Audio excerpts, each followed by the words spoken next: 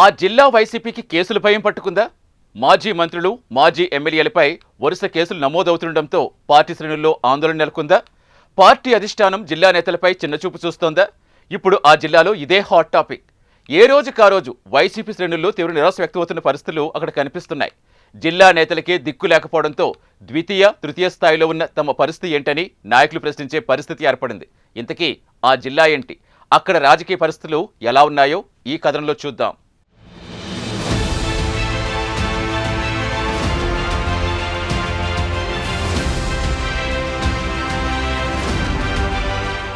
నెల్లూరు జిల్లాలో వైఎస్ఆర్ కాంగ్రెస్ పార్టీకి మంచి క్యాడర్ ఉంది. పార్టీకి తొలి నుంచి నెల్లూరు జిల్లా నేతలు అండగా నిలిచారు. 2019 ఎన్నికల్లో 10కి 10 స్థానాలను నెల్లూరు నుంచి వైసీపీ అధినేత జగన్మోహన్ రెడ్డికి గిఫ్ట్గా ఇచ్చారు నెల్లూరు జిల్లా వాసులు. 2014లోనూ 3 స్థానాల్లో వైసీపీ గెలుపొందగా, అంతకుముందు వైసీపీ నుంచి స్థాపించిన సమయంలో జరిగిన ఉప ఎన్నికల్లో ఓ ఎంపీ, ఓ ఎమ్మెల్యేని ఇక్కడ కైవసం చేసుకుంది వైసీపీ. ఇంతటి బలమైన క్యాడర్ ఉన్న వైఎస్ఆర్ కాంగ్రెస్ పార్టీకి నెల్లూరులో పరిస్థితులు తారుమారయ్యాయి. 2024 ఎన్నికల్లో ఒకసారి వైసీపీ బోర్లా పడింది. ముఖ్యంగా 10కి 10 స్థానాలను తెలుగుదేశం పార్టీ కైవసం చేసుకుంది. ఇక అక్కడి నుంచి జిల్లాలో వైఎస్ఆర్ కాంగ్రెస్ పార్టీలో అనిశ్చితి నెలకొంది.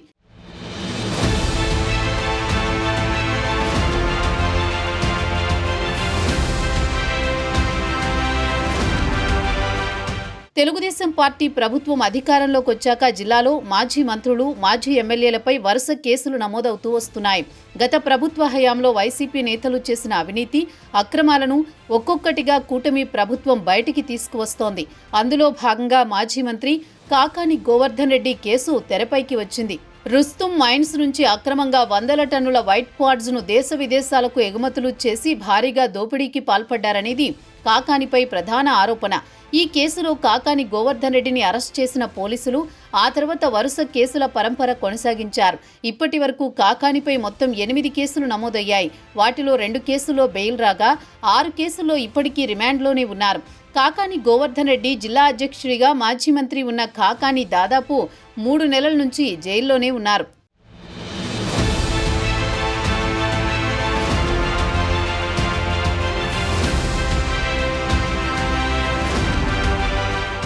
ఇక ఇదే కేసులో మరో మాజీ మంత్రి అనిల్ కుమార్ యాదవ్ పేరు కూడా తెరపైకి వచ్చింది. అనిల్ కుమార్ యాదవ్ ముఖ్య అనుచరుడు బెరదవోలు శ్రీకాంత్ రెడ్డి పోలీసులు అరెస్ట్ చేసి విచారించగా అనిల్కి సంబంధించిన వ్యవహారాలన్నింటినీ శ్రీకాంత్ రెడ్డి బయట పెట్టేశారు. దీంతో అనిల్పై కేసు నమోదైంది. గత ప్రభుత్వ హయాంలో నెల్లూరు జిల్లాలోని అనేక ప్రాంతాల నుంచి వైట్ క్వార్ట్జ్ ను ఇష్టానుసారంగా తరలించి 100 కోట్ల దోపిడీకి పాల్పడ్డారనేది ఆరోపణ. ఈ క్రమంలో అనిల్పై నమోదైన కేసు ప్రస్తుతం జిల్లాలో చర్చనీయాంశంగా మారింది. అలాగే ఇటీవల కోవూరు ఎమ్మెల్యే వేమిరెడ్డి ప్రశాంతిరెడ్డిపై మాజీ మంత్రి నల్లపురెడ్డి ప్రసన్నకుమార్ రెడ్డి చేసిన అనుచిత వ్యాఖ్యలు తీవ్ర దుమారాన్ని రేపాయి. దీంతో ప్రసన్నకుమార్ రెడ్డిపై పోలీసులు కేసు నమోదు చేశారు. ఈ నెల 25వ తేదీ ఆయన పోలీసుల విచారణకు వెళ్లొచ్చారు. ఇదే కేసులో అనిల్ కుమార్ యాదవ్ పేరు కూడా ఉంది. ఆయన్ను ఈ నెల 26న విచారణకు పిలిపించారు పోలీసులు.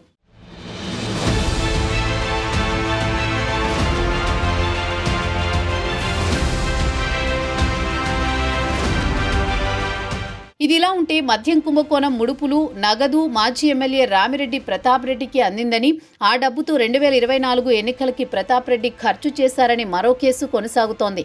ఇప్పటికే ఈ అంశాన్ని దర్యాప్తు చేపట్టిన సిట్ అధికారులు మాజీ ఎమ్మెల్యే ప్రతాప్ రెడ్డి పేరును తెరపైకి తెచ్చారు. దీంతో జిల్లాలో 3 మాజీ మంత్రులు, ఓ మాజీ ఎమ్మెల్యేపై వరుసగా కేసులు నమోదయ్యాయి.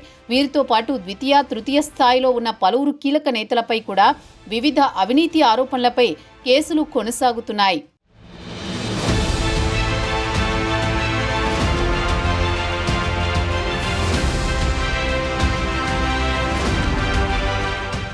ఈ క్రమంలో వైఎస్ఆర్ కాంగ్రెస్ పార్టీ శ్రేణులు తీవ్ర నిరాశతో ఉన్నట్టు తెలుస్తోంది. వైసీపీకి కంచుకోటగా పిలుచుకునే ఉమ్మడి నెల్లూరు జిల్లాలో నేతలకు ఇలాంటి పరిస్థితి ఎదురైతే పార్టీ అధిష్టానం పెద్దగా స్పందించకపోవడం కార్యకర్తల్లో నిరాశను మిగులుస్తోందట. వైసీపీ అధినేత జగన్మోహన్ రెడ్డి రాష్ట్రంలో అనేక ప్రాంతాల్లో పర్యటనలు చేశారు. కాకాని గోవర్ధన్ రెడ్డిని పరామర్శించేందుకు నెల్లూరుకు రావాలని ప్రయత్నం చేయగా హెలీప్యాడ్కు పర్మిషన్ ఇవ్వలేదనే నెపంతో ఆ పర్యటనను వాయిదా వేశారు.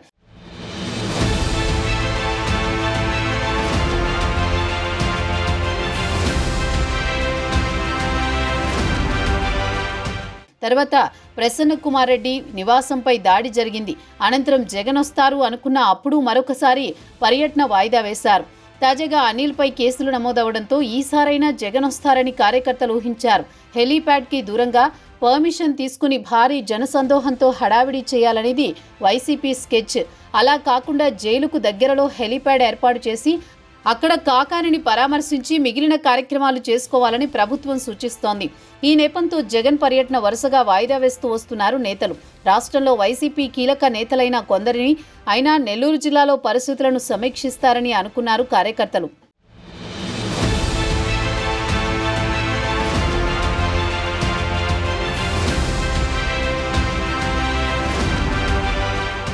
అయితే ఇప్పటికే జిల్లా రీజనల్ కోఆర్డినేటర్గా ఉన్న మిథున్ రెడ్డిని మద్యం కుంభకోణం కేసులో పోలీసులు అరెస్ట్ చేశారు. ఆయన స్థానంలో మాజీ మంత్రి కారుమూరి నాగేశ్వరరావును నియమించింది వైసీపీ అధిష్టానం.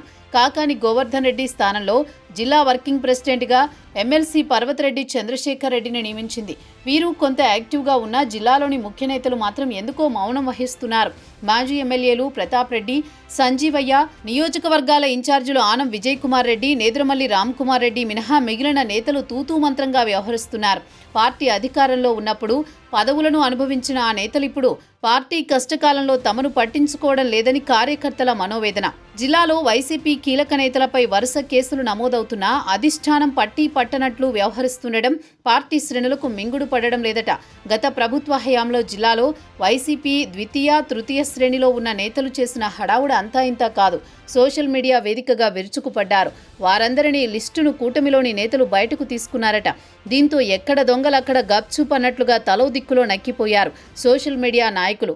జిల్లాలో మాజీ మంత్రులు, మాజీ ఎమ్మెల్యేల పరిస్థితి ఇలా ఉంటే భవిష్యత్తులో తమ పరిస్థితి ఏంటి అనే భయం వారిని వెంటాడుతోందట. కొందరు గోడ మీద పిల్లిలా ఉండే చోట బ్యాచ్ ఎన్నికలు ముగిసిన వెంటనే ఆయా నియోజకవర్గాల ఎమ్మెల్యేలు చుట్టూ తిరిగి కూటమి తీర్థం పుచ్చేసుకున్నారు. దీంతో సేఫ్గా మారిపోయారు. ఏదేమైనప్పటికీ నెల్లూరు జిల్లా వైఎస్ఆర్ కాంగ్రెస్ పార్టీకి కేసుల భయం వెంటాడుతోంది. పార్టీ భవిష్యత్తు ప్రశ్నార్థకంగా మారింది. మరి పార్టీ అధినేత జగన్మోహన్ రెడ్డి జిల్లాపై ఎలాంటి దృష్టి పెడతారో వేచి చూడాలి.